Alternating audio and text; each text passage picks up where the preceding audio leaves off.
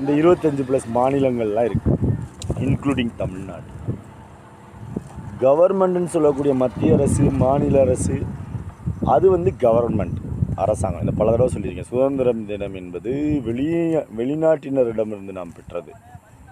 குடியரசு என்பது இந்தியாவின் முதல் குடிமகனான அரசின் தலைவரான, இப்போ பாருங்கள், ஒட்டுமொத்த இந்தியாவுக்கும் அரசின் தலைவர் யாருன்னா குடியரசுத் தலைவர் தான். அந்த மாநிலங்களுக்கு அவரால் அனுப்பக்கூடிய ஆஃபீஸின் இன்சார்ஜ் ஆளுநர் தான். கட்டாயமாக இதில் மாற்று கருத்தை இல்லை. ஆளுநர் இல்லாமல் நான் ஆட்சி செய்வேன்லாம் சொல்கிறது ஒரு மக்களை ஏமாற்றம் செய்யும்.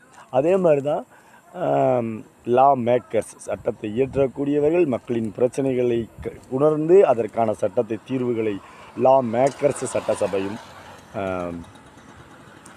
பாராளுமன்றம். ஆனால் அதை இம்ப்ளிமெண்டிங் ஏஜென்சி மத்திய அரசு, மாநில அரசு ஊழியர்கள், இன்க்ளூடிங் காவல்துறை மாநிலத்துறையில், மத்திய அரசுலையும் இராணுவம் இருக்குது. இன்னும் உளவுத்துறை என்பது மாநில அரசு.